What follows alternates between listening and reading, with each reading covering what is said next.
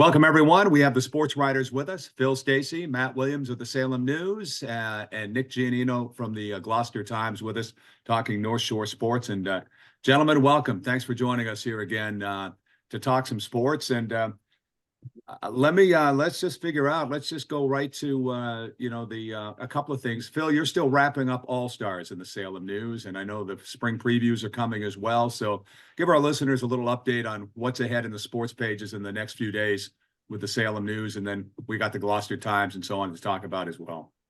Yeah, so we got a lot going on. Busy. As you know, it's just me and Willie now running the ship here. So a little bit different than in the past, certainly. More like a canoe. It's more like a canoe now, Phil. You know? Sometimes it feels like a dinghy with a hole in it. Oh, jeez. But yeah. You know what you do, what you got to do to row that boat, I guess. So, we're doing what we can.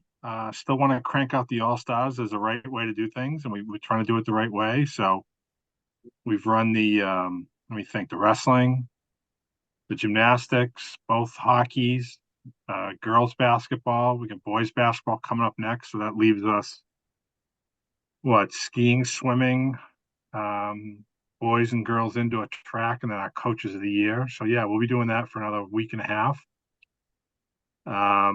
Spring sports is starting, so we're previewing those teams. We're trying to get previews out on the baseball, softball, boys and girls lacrosse. I don't know if I've talked about how we have the three of us here. We kind of combine on a monthly in the newspaper sports photo magazine pullout kind of thing. It's like best photos of the month, what happened. So it's kind of like a pictorial, 12, 16 pages, whatever, on, what happened over the past month. So for March, obviously, you'll see some tournament playoff action. Obviously, a lot of photos of Marblehead boys hockey winning the state title, St. John's Prep hockey winning the state title. And we have our 62nd annual Salem News Student Athlete of the Year awards ceremony this Wednesday. It starts with judging. We have 17 student athletes from around the region, each of the schools that we cover. And for the first time, we've invited our friends from Gloucester and Rockport to take part in it. So they'll join Manchester Essex, Ipswich, Essex Tech, Hamilton Wenham, St. John's Prep, Bishop Fenwick, Pengree, Salem Academy, Beverly, Danvers, Salem, Peabody, Marblehead, Swampscott, Masconomet. I think that's everybody. Myself, Willie, and the other judges will interview each of the candidates for 15 minutes apiece on Wednesday afternoon. We will get together once all the interviews are done. We will try to whittle it down to one winner. And while they are all certainly deserving of being considered for Student Athlete of the Year, we can only give one trophy and scholarship and whatnot. In fact, I should have brought the trophy with me here for the podcast. I have it downstairs. They get our Student Athlete trophy to display at their school for the next year. They get their name etched on it with the names of the other 61 winners. They get a nice little scholarship. We have a banquet at Danversport Wednesday night where all of the inductees and their families get to come. They have dinner. We give them some gifts. We have a slideshow. We have a guest speaker. And at the end of the night, we announce the winner. So we'll preview all of the student athletes, their bios, their likes, personality profiles, nice photos by our photo staff taken. That'll be an insert in Wednesday's newspaper. And then Thursday, we'll have the results and who won and lots of photos of all the kids and whatnot. So busy week for the Salem News crew of two. So, Phil, let me get this right. You're turning this all around within almost like 48 hours. So you'll be announcing the Student Athlete of the Year on Thursday? Mm-hmm. Yeah. Wow. Okay. Yeah. I thought it took a while, more time than that before. Okay. Well, it takes quite a bit of time to gather all the information. Oh, no question. Yeah. Transcripts and, for the most part, we know the athletic achievements of most of these kids, but getting grades and recommendations from guidance counselors and teachers and principals, and finding out what they do for extracurriculars that aren't athletics, or what they do for community work, or where they might volunteer or help coach and things like that. Those are the things that we're interested in knowing, that we might not already know. And we have a wonderful class of candidates this year. I could read them off to you if you want. I mean, it's not like it's Yeah, anything. let's do it. Yeah, that'd be great. Yeah, And sure. this is We this is get our very list here. prestigious. Yeah. Yes, very, very prestigious. Yes. So we have Matt Terrio of Pingree. People probably remember him as Tank, the football standout. Another football guy, Shane Field of Salem, helped lead Salem to the Super Bowl. You got Finn O'Hara, the great Manchester Essex runner, great three-sport athlete at Masconomet, Ellie Green. Of course, another fantastic three-sport athlete, Brown University-bound pitcher Abby Betancourt of Peabody. Yet another three-sport superstar athlete out of Rockport, Sydney Bushy. Luke Connolly, yet another three-sport standout athlete, football, lacrosse, and wrestling. Armani Booth, big hockey and lacrosse all-star defenseman at Essex Tech. Another three-sport star from Gloucester, Ella Costa. Like I said, we welcome Ella and Sydney in as their first-time nominees for their schools. Bobby Serino, fantastic athlete from Danvers. She's a terrific field hockey player and such. You have six-time state champion Jake Vanna from St. John's Prep Soccer, Hockey, and Lacrosse joining us. Who else am I forgetting here? Stuart Bernard of Hamilton Wenham. She just finished up an outstanding ski season for the Generals, among the other athletic pursuits that she does. Amelia Morad of Ipswich, another really, really strong candidate with excellent grades. Riley Schmidt of Marblehead. Jenna Schweitzer of Beverly. Who else am I forgetting here? Victoria Quagrello of Swampscott, just coming off of a good basketball season. And who am I forgetting? I know I'm forgetting one. Salem Academy. Azriel Tagiam is their candidate. So I think most of those names are probably pretty familiar to people who listen to the podcast or read the newspaper, follow the games. We know most of them personally. Those we don't, we're looking forward to meeting. And I feel as though picking a winner is always difficult, but almost every time I feel like we get it right. There's not too many times I feel like, oh, I'm not sure we picked the right one or whatnot. I think we almost always pick the one person who just nails it in the interview and has all the other superlatives that get the job done. And it's fun. It's great to see.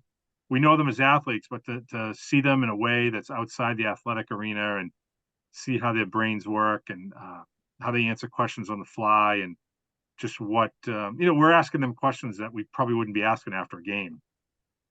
So it's interesting to see another side of them as people and future leaders in many cases. So it's a busy time, but it's a fun night for us. Wow. And Phil, an impressive job by yourself recalling all these names. I think this is one of your best, last 3 minutes of a program we've seen you in, certainly in recent times. This is it's only fantastic job. because we've been doing a lot of work on this, and Oh, I know. yeah, you get to know them after a while. And I won't be in my usual like sweatshirt and hat get up. I'll actually look nice for a change. So, there's that added bonus for the student athletes and their families. Well, that's something for those families to look forward to. I mean, you don't get that every day. So no, that's right. Someday we'll have a dress up day here on the podcast. Maybe we can maybe do that. But sure. All right, I'm gonna. So this is great stuff, and this is fantastic. And I know you guys. I know that takes a lot of work. I didn't mean to say. I just when I was saying 24 to 48 hours, I was just saying from the interviews to deciding. That's when I thought it took a little longer. But I know the setup of this takes all kinds of man hours and so on. So to you and Willie and Nick, obviously great work there. I'm going to change the subject. I'm just going to because it's so early for spring sports, and I'll ask a couple of spring sports questions in a moment, but I want to ask you guys this because as hard of work as it is to create these student athlete nominees and then do these interviews and so on and pick a winner, covering spring sports and fall sports in the elements outside is difficult at times. We have a huge storm coming up this week, for example. And if there were games happening, I wonder if maybe you guys could share a story or two about you covering spring sports outside. So, Phil, it's lacrosse, it's baseball, it's softball, the elements. You get that spring weather, you're excited because it turns 50 degrees, but then all of a sudden it's 35 and drizzling, and you're out covering stuff in the rain and so on, trying to keep notes. So, Willie, let me begin with you. Do you have a story that you can remember from the last several years of covering spring sports in the elements? Well, so what I do is about 15 years ago, I learned that you got to keep a raincoat in the trunk, right? So it's just a trunk coat. It doesn't leave the trunk. It just is in there when you need it, right? You can throw it on. When Beverly baseball used to play at Cooney Field, I would park at the Herd Stadium, walk across the trees to the baseball field. Starts raining, walk back to the car, get the coat, walk back. You're kind of standing in the overhang of the clubhouse waiting for the rain to stop, that kind of stuff. Nowadays with the technology, sometimes I'll sit in the car with the screen, right? And just warm up and just watch the coverage on Bevcam or whatever. Like, why sit outside if you don't have to? Sometimes it's better that way. Certainly in the June months, there's been delays. I mean, I can remember a game at Melrose. Swampscott was playing Austin Prep at that really nice field, on the dragway there in Melrose. Morelli Park, I believe it Morelli is. Field, I think. Yeah, and there was a lightning delay. Game was postponed until so we're all sitting in our cars waiting for the umpires to decide what they're going to do, and they just kept delaying, threw something together on my laptop about what had happened to that point, sent it off to Phil for the next day's newspaper, and went to a different field the next day to finish the game. And that was a lightning delay, but so not cold, not snow, but still weather related in the spring. I mean, geez, Phil, like I remember this probably 8 years ago, Rose Raymond sent us some photos from some opening day lacrosse games. I think it was either at St. John's or at Fenwick, and you could see the banks of snow in the background. And as a matter of fact, and this may have even been baseball because the prep lacrosse turf field is the higher quality turf that doesn't leak and doesn't sort of shed the black pellets. But one of the snowbanks off to the side of the foul line, you could see that the snow was covered in these black pellets. It honestly looked like ice cream with the chocolate sprinkles on it. It was all the black pellets from the snow. When you walk on a prep baseball field and some of the other turfs we have in the area, that black rubber pellet that ends up in your sneakers, when they plowed it off, right? A bunch of that stuff got stuck on the snow, and the snow, was covered in them in the photos. I mean, geez, those could have been award-winning photos. I Cookies definitely and cookies and cream, Willie. Exactly. That's right. It was Oreo. I definitely agree with Willie that it's a total rookie move if you don't have some rain gear in the back of your car. I have an old pair of, I just call them rain pants. I guess at one point they were probably workout pants or something, but they're kind of all ripped at the bottom now down by the ankle. So I just throw them in the car for rain pants, and I keep an old raincoat in there because they play lacrosse in the rain, as we know. Right. And I see quite a few rain games in the spring, which isn't a big deal. How do you write during this stuff? You know what I mean? How do you? Oh, I mean, again, with technology now, I'll just keep it on my phone. Okay. If I need to, Yeah. And, all right. and I'm not averse to being out there with an umbrella. Like I'm not there to impress anybody or anything like that. If I want to have a big old umbrella to protect me, I'll do that. I'm not a tough guy where I got to stand out there and get poured on. Well, that's news to me, Phil. Well, the snow games, I mean, we've definitely done some. I feel like in recent years we haven't had too many, at least not in the spring. I mean, we could this week. I know we have, but Willie, wasn't there another time we had some great pictures of Endicott baseball starting up early, and they had all kinds of snow in their baseball field, where you could see, like, we had pictures from the game, but you could see in the background there was like snow all around the outside of the field. They must have plowed the turf field, but you could see it all built up behind the outfield fence and along the sides and things like that. Yeah, I think so. Yeah, that might have been one of them too. Yeah. Um, yeah, I mean, the spring is great, like at the end, when it's 70 degrees out. That's awesome. This time, yeah, I mean, I can recall a lot of cold baseball games. I know the time. How many wins did Roger end up with, Willie, in Danvers? 500, 600? Yeah, 565 maybe off the top of my. I'm not 1,000% sure. 550. It wasn't Something. 600, was it? I don't think so. Okay. So this must have been win number 400 he had in Gloucester. Both 4 and 500 were both in Gloucester, believe it or Oh, not. okay. Well, then it was one or the other. But you must have covered 400 because I covered 500. So I Okay, bet then we it took must have been turns there. 400. And as we know, early April athletic events in Gloucester are not for the faint of heart. They're a little chilly. Nick, I would invest in a thick coat. Yeah, I'll be there tomorrow, so we'll see. Yeah. And that wind whipping off the river Or later this week, actually. is a little chilly. And I can remember sitting there watching that game and being like, I feel like I'm watching a game in Alaska. This is pretty crazy. There've definitely been some cold games there. But you know what? It's part of the deal. You deal with it, I mean, Yeah. we had somebody back a few years ago and was like, oh, it gets so cold during the football season and all. And I'm like, yeah, right. You're not a teller at a bank. This is the job. Like, you go out when the games are played. I mean, we're not shirt and tie in a suit jobs. You dress for the job you have and you go out and you cover it and you do that. I mean, I don't remember too many worse days than that. What was it, 2018 Thanksgiving? Was it that Ooh. like Yeah. Thanksgiving in the single digits? I mean, Yeah. you survive that, you'd be fine to do anything. So I will say, the late great Jean DePlacido had, she had the ability to tell us no. If it was going to be raining and she didn't want to be at the game and she said, I'm not going to do that, we wouldn't give her crap. We give her the pass on that one.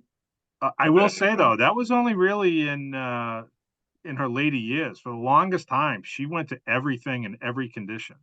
Yeah, yeah. And didn't really complain about it. She'd be like, oh, it was a monsoon, but it was fine. Like she was great. Yeah. Well, Nick, Matt and Phil both have raincoats in their trunks. I'm guessing that you probably have a poncho though in your trunk. You know what I mean? I probably should invest in one. I'm not a big umbrella guy for whatever reason, so I don't keep one of those. But the raincoat definitely is going to be coming out, and I can't think of any specific games, but I'm not sure if you guys will agree with this. But to me, the baseball and the softball games are always colder and rainier than any of the other games. Or it feels colder and rainier at those games. Maybe because they move a little bit slower and sometimes there's not as much action. In the lacrosse game, they're going up and down. You're in. I don't know. It feels like at those baseball games, and even thinking back to my younger days when I was playing, being out those practices and those games, it just man, some of those spring afternoons were pretty miserable. And we're still dealing with it, but like Phil said, you do what you got to do to get the coverage, and we're gonna run into it. I think April's right now looking pretty wet. March was pretty wet, and we'll see what happens. But yeah, I can't think of any specific games that really stand out, but definitely for the first 3 or 4 weeks of April, it can be tough at some of those games. Well, April is funny in the sense that like you can get like a random 65-degree day out of nowhere. Yeah. And it's like, yeah, let me get out there. Like, this is great. But then the next day it could be 38 and cold and drizzly. So you just never know. You know, I think Nick has a good point on the baseball and softball, because Phil, you go to a lot of lacrosse and they play no Now matter what. I do, So, yeah. but yet it's almost like there's a clock and you know it's going to end after an Right. hour and a half, Right. right? You know, so baseball, you know, if it's rotten weather, a first inning could take an hour, you know what I mean, or whatever. Softball, Yeah, you don't. it just makes it colder. I'm telling you, I don't know Yeah, what yeah, I think you're right. I don't know.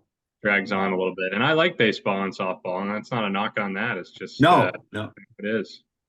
no, and I feel like there's definitely sports where you love to see them play in a little warmer weather if possible. I think the games are better when the weather's a little bit warmer too. And if Yeah. you think about it, the only real spring sport that has the luxury of sometimes playing indoors and rescheduling with these rain days is tennis. Can't play baseball indoors. You can't play lacrosse indoors. The track is, they have their own indoor season. Most of their meets are going to be outdoors. So that's it. It's either going to be rained out or you're playing in it. And in the case of tennis, I know they got the Manchester Athletic Club, they got the Beverly Tennis Club there, so they can sometimes finagle a reschedule a match and have it indoors, which isn't the worst thing. I didn't mind playing indoors when I played tennis in high school. So All right. All right. Let's do this. So it is spring sports season now. It's underway. Can you guys maybe share with us a team or two that you guys are watching this year that you think, is poised maybe to do well this spring? Baseball, softball, girls or boys, lacrosse, whatever. Matt, let me start with you. What teams might Peabody baseball? What teams might you be looking at this year? Well, I think baseball wise, Masco is the only team that's played. They won their opener 9-0 over Methuen. So that was nice. I mean, for them, Southpaw Paul Donnelly pitched really well. Gabe Fales, their shortstop slash closer. He came on. The two of them combined for a 3-hitter. So they had some guys get their first varsity hits. Really, really nice win at home over an MVC team. That should help in the power rankings. So I'm interested in Masco. I think that NEC Dunn, is a 3-horse race. You got Masco, you got Beverly, you got Danvers. I'm very interested to see what Danvers has behind Mike Maroney. Pitching wise, Mike has the opportunity to break his dad's career strikeout record for Danvers High. So that's something we'll talk about a lot more as the season progresses, but should be a fun story to watch. In the NEC Lynch, I think you've got a 3-horse race there between Peabody and Salem and Swampscott.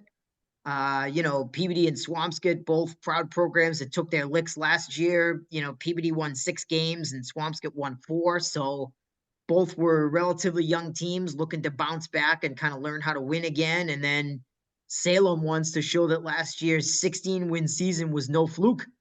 So we'll see how that goes. They got a new coach in Matt Hubauer with Matt Lassard having gone over to Salem State to help run the pitching there. The Vikings off to a great start too. Obviously Endicott being number 1 takes a lot of our collegiate oxygen, but you got to hand it to Salem State. It's the coaching staff's second year.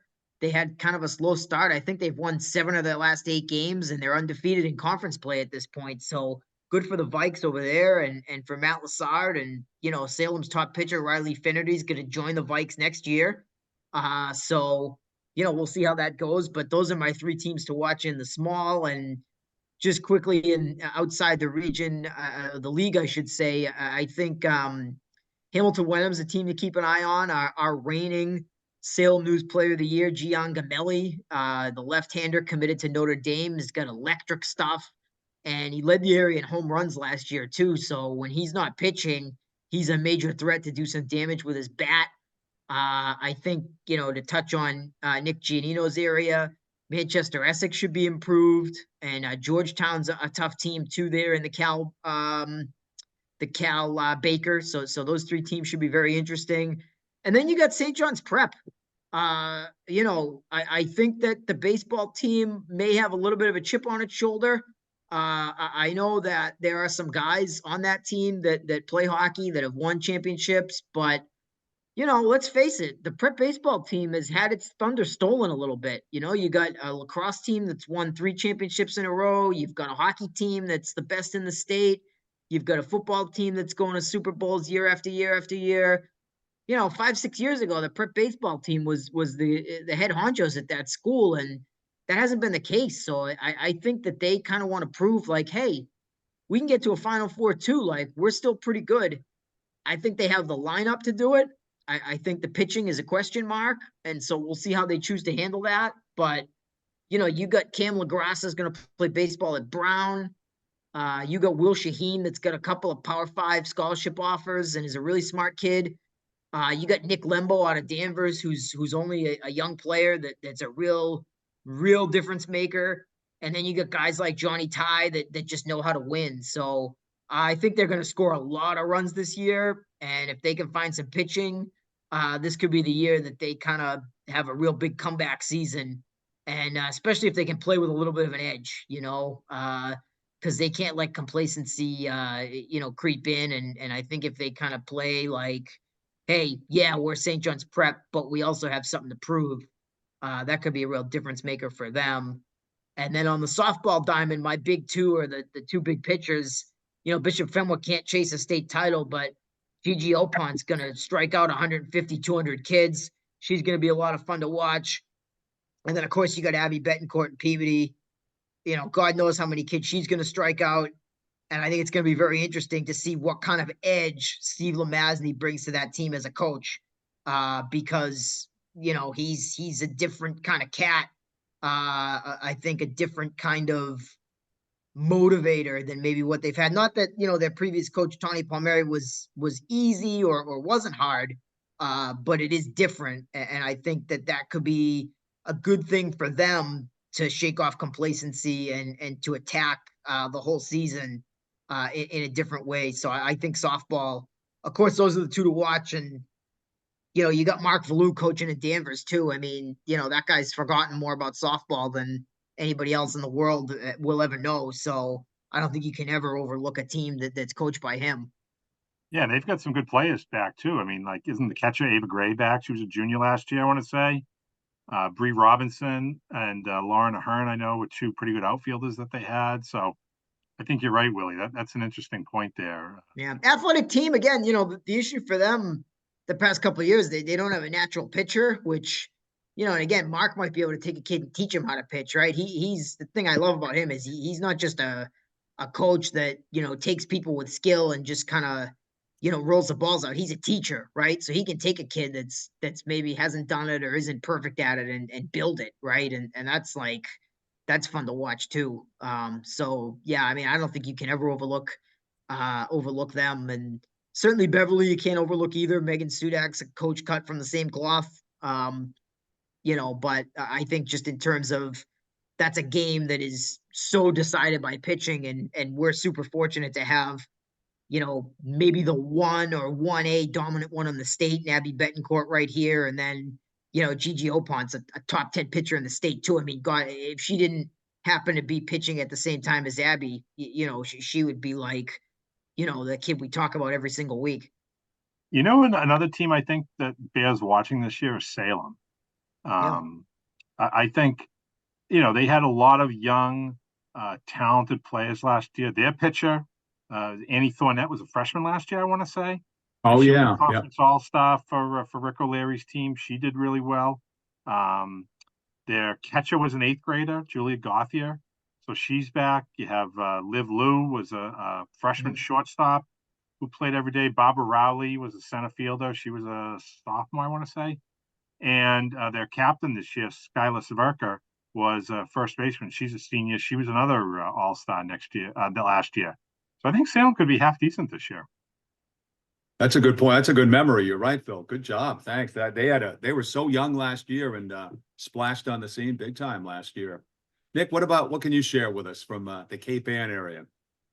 Yeah, well, for the sake of time here, I'll try and keep it brief. Let's jump to lacrosse. I'm going to be covering a big early season game between Manchester Essex girls and Ipswich girls on Friday.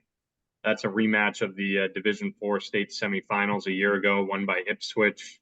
I think it was a 2-goal game, so very competitive. And Manchester brings back a lot of those players. They got one of the best goalies. I haven't seen her play a ton, but from what I've heard, she's very impressive. Only a junior, Bridget Caravellano. She's already committed to North Carolina to play goalie for them. She's, like I said, she's only a junior, had a terrific season in net last year. They got some real athletes, some good senior leadership. I think they're pretty much reloaded from that Division IV state semifinal trip last year. So that's definitely a team to watch, and that's going to be a great matchup against Ipswich to kick things off early this season. Sticking with Manchester, I think both tennis teams are going to be really relevant again. As a tennis guy myself, I like to give them as much coverage as possible, especially when they're winning matches at that kind of level. The girls made it all the way to the state finals last year, lost to another Salem News coverage area team in Hamilton Wenham. And the boys made it through a few rounds in the state tournament with a 14-win season last year as well. And they got some good players back. So both of those teams, all three teams from Manchester are going to be good. Willie touched on the baseball team a little bit. I think softball could make some moves. They had 8 wins last year, but did qualify for the state tournament due to their strength of schedule. And it looks like they got some seniors back, as well as a trio of sophomores that were all Cal All-Stars a season ago as freshmen. So they got another year under their belt. I think that team could definitely make some moves. In terms of Gloucester, Willie, you're the baseball guy. I haven't covered a lot of Gloucester baseball in years past, but it seems like they got some good pieces. I recognize a lot of these names from other sports, whether it be basketball or what have you, but they seem to have some nice pieces. They graduated 12 seniors back in 2022, but most of their team from last year that was very young is back for this season. So they're going to be more experienced. Giacomo Martel is a pretty good pitcher. He's going to be their ace. So look for them to get back into the tournament after narrowly missing it last year with a 9-11 record. Going to have the chance to catch the boys lacrosse team from Gloucester later this week, taking on Salem. They're a team that has some firepower as well. You might recognize Brett Cunningham and Colby Jewell, the hockey stars from this past season. They're probably the 2 best scorers on that Gloucester lacrosse team. Obviously, terrific athletes. They got a ton of hockey kids on that team. James Sanfilippo is an attack guy for them. They got Riley DeHaan, the goalie for Gloucester hockey, who's playing defense for them. So I think they only won 4 games last year, and they got a lot of seniors on this team too. So they're definitely going to be looking to make some moves and get back into the tournament as well. I could keep going. Game you have next week against, this coming week against Salem, Nick. What's that? Interesting game they have this week against Salem to see where both programs are at. Absolutely, yeah. Salem's still looking to build back up too, so I think that's a great test early season for both those teams, and that'll be over at Gloucester. So I'll have to, like you said, bring my parka for that one. I think it's gonna be Forget the raincoat. You're right. Bring the parka. Yeah. Phil, I'm going to give you the last 60 seconds here, but you had a nice little note in today's paper about Glenn Foster starting his 40th year at Ipswich boys lacrosse. Yeah. And what win was that for him that he had Friday? 325. It worked out to be. Yeah. 325th win. Yeah. So remarkable coach and program. You know what I like best about Glenn is I don't, and I say this in a very positive way, I don't think he has changed very much in 40 years. And I mean, the world itself has been flipped upside down in the last 40 years. And certainly the way that, it used to be, coach was king and no one ever questions what he or she said and whatnot. Well, that's been completely turned upside down. You get all these club teams and this, that, and the other thing. Well, in Ipswich, there's one voice and it's still Glenn's. And if you're going to play there, the deal. It's not a big program. None of the Ipswich athletic programs are based on the size of the school, but they're always strong. Their goal is to always win that Cape Ann Baker division. They've done a pretty good job at that in recent years, and very recently, they won a state title and were in the state semifinals a couple times. So it's a storied program, and Glenn is still. I think Willie mentioned it at the beginning about Mark Valou and Danvers. Glenn's a teacher. In a game that they're winning 16-2 with 30 seconds left, he's still yelling out instructions, teaching his defensemen how to cover and things like that. Bill, we are out of time. Gentlemen, great job. Thank you. We'll talk again soon. I'm sure we'll have time for much more lacrosse in the weeks ahead.